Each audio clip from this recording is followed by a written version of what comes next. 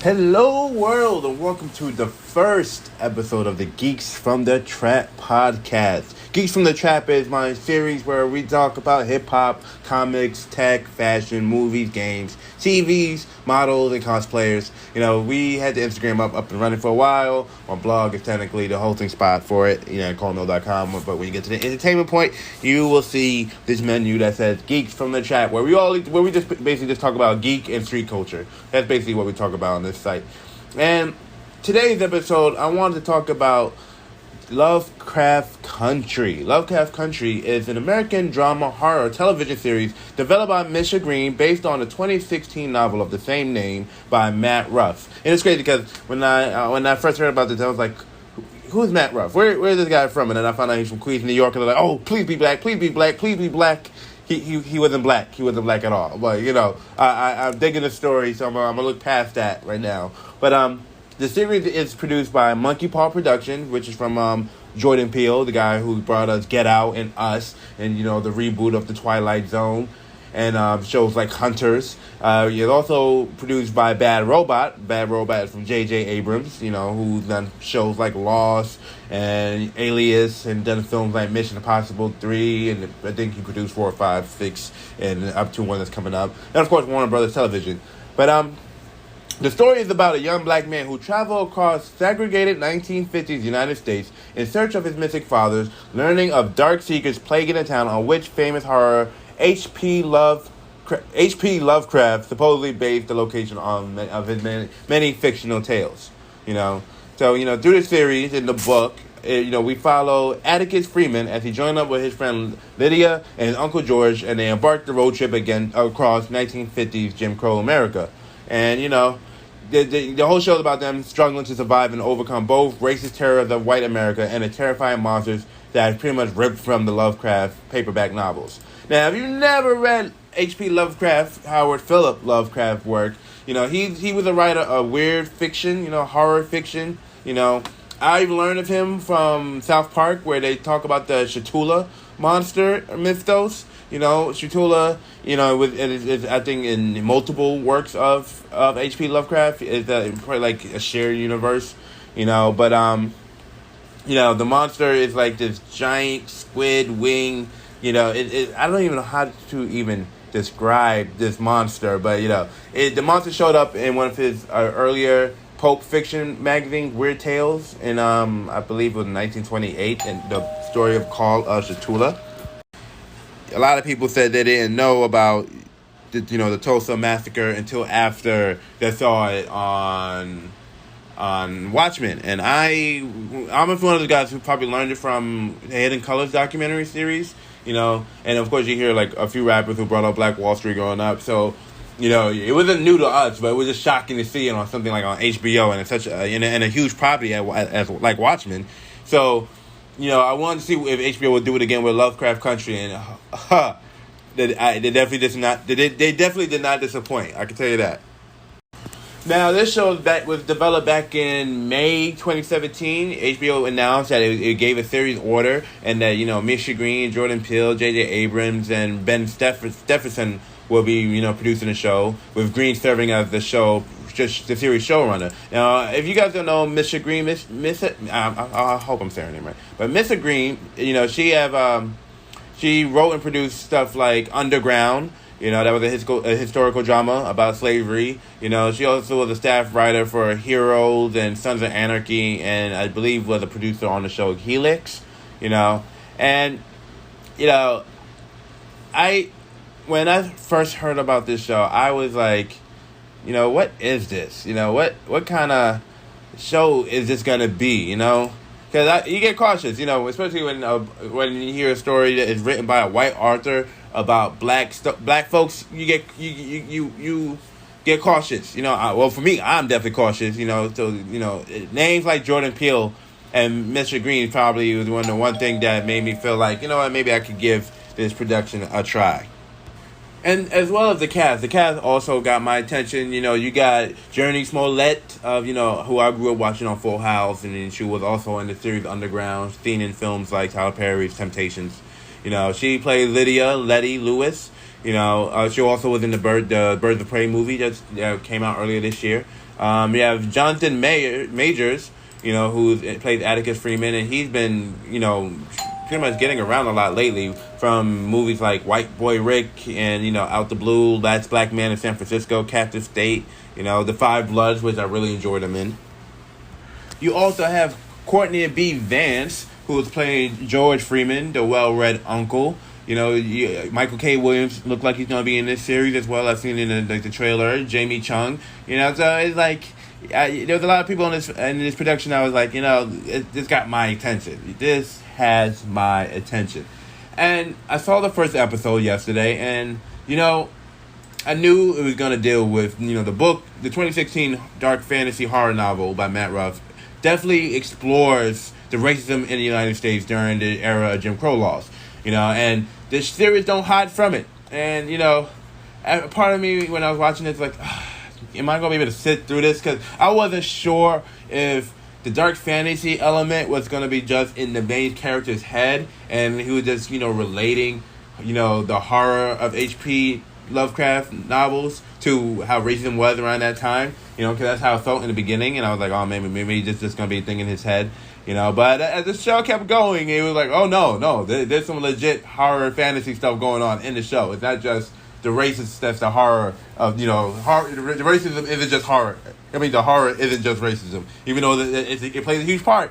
It's funny how, if you want to do a cheap horror movie, you really don't need monsters. All you need is just a couple racists. Like, I'm over here thinking, like, maybe I should just do a horror movie about the Klan. Like it's really very simple to do a horror story, and with the horror is coming from racism. When the horror stems from racism, it's a lot easier to tell those stories, and it's still very scary. It's dreadful to watch, But the first episode is called Sundown, and when I heard that, I was like, oh boy, let's see where this goes, because Sundown is a reference to sundown towns, and they brush past it a little bit in the show. But for those who don't understand what sundown town is where towns were in America where black folks were not allowed to be there after the sun went down. If they caught you there after the sun went down, it basically became the purge, And, I've always thought about, like, what would that look like on screen? And, I wrote my own version of like, stories about what a sundown town would look like on screen, like my own little horror thriller. But they did it perfectly well in this first episode, And there was a lot of things, in this episode where there was, like, a lot of references, and if you was, like, not within the culture, it probably would have went over your head, certain shots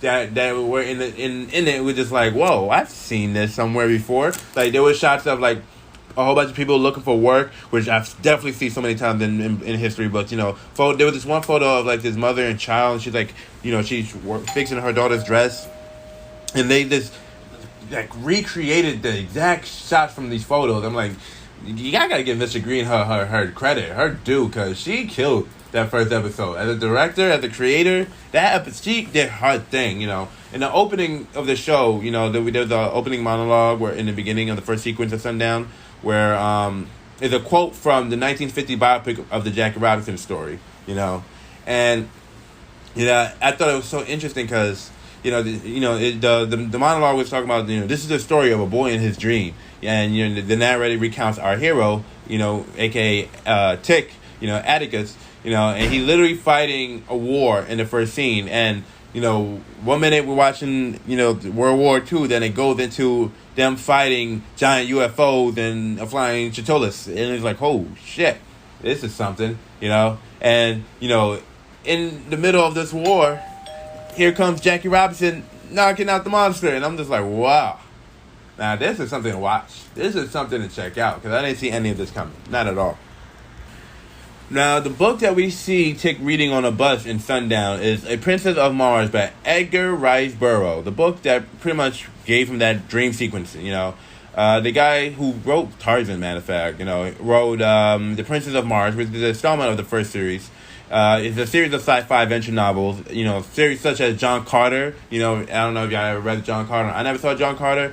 The movie, the Disney movie that failed miserably, but I've heard of the novels. They're also known as the Barsoom series. So, I believe because there was like an alien land around there or whatever. I don't know the story precise. I'm not gonna act like it, but there was a alien that was from that novel that was referenced in the series. You know, in Tick's dream, he gets to greet a beautiful alien who descends from a UFO, and that's basically a reference from the book, A Princess from Mars. You know, we also see Weird Tales in it. Weird Tales was the magazine that had the Pulp Fiction written by H.P. Lovecraft. You know, it was a popular magazine that ran from 1923 to 1954 and fueled much of geek culture for the first half of 20th century. You know, it published numerous works of H.P. Lovecraft, you know, also like Ray Bradbury. You know, it helped give the rise to the term weird fiction, and it's will still used today to describe the specific subgenre of cosmic horror infused with extraterrestrial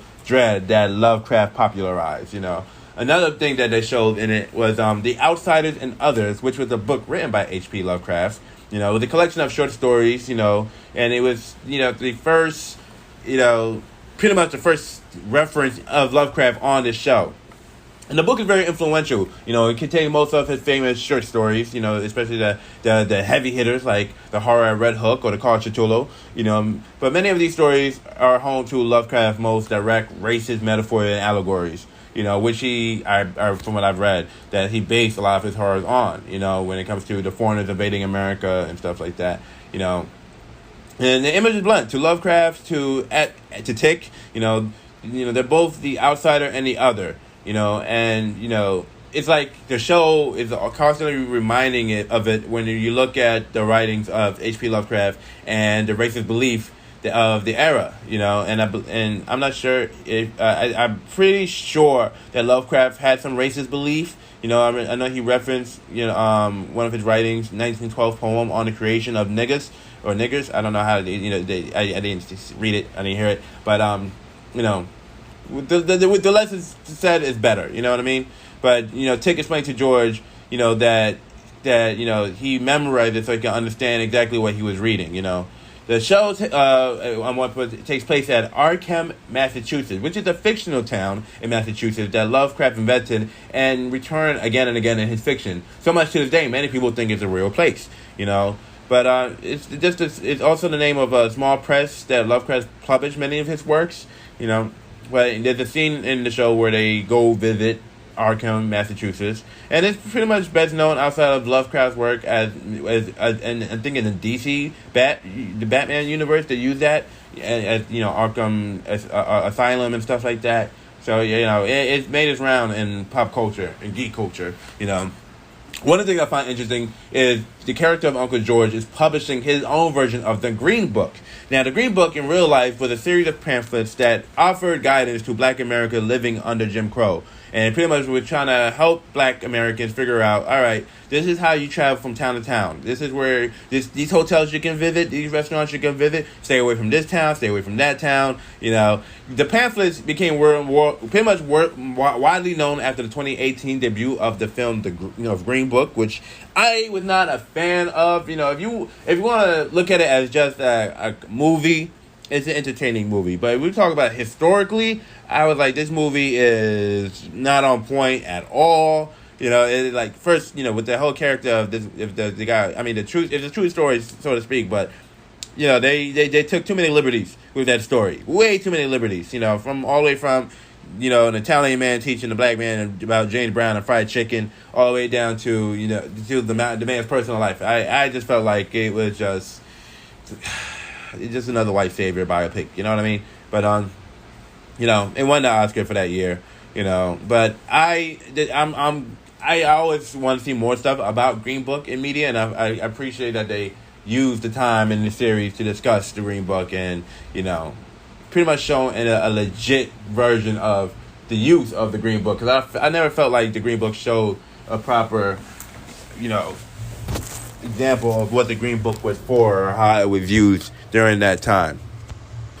So in the first episode, they visit a small town. Well, not just any small town, but a sundown town. And, when I say they did it as how I've been imagining how things would be if you're Black in a sundown would be, they did it perfectly.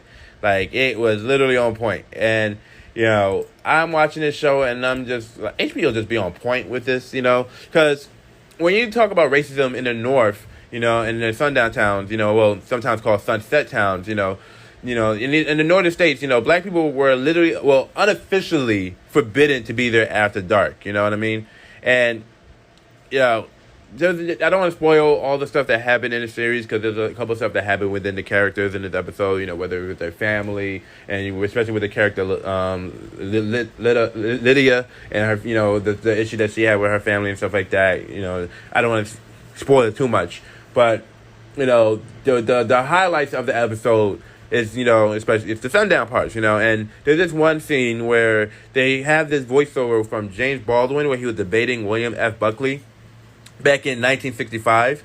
He was invited. James Baldwin was invited to Cambridge University to debate the question: is the American dream at the expense of the American Negro? And they used that speech. It was later titled "The American Dream and the American Negro," but in the sundown episode, there was an audio excerpt from that speech where it was overlaid with the montage of the group's road trip. While they encountered a slice of Americana, which is overshadowed by so much segregation under Jim Crow.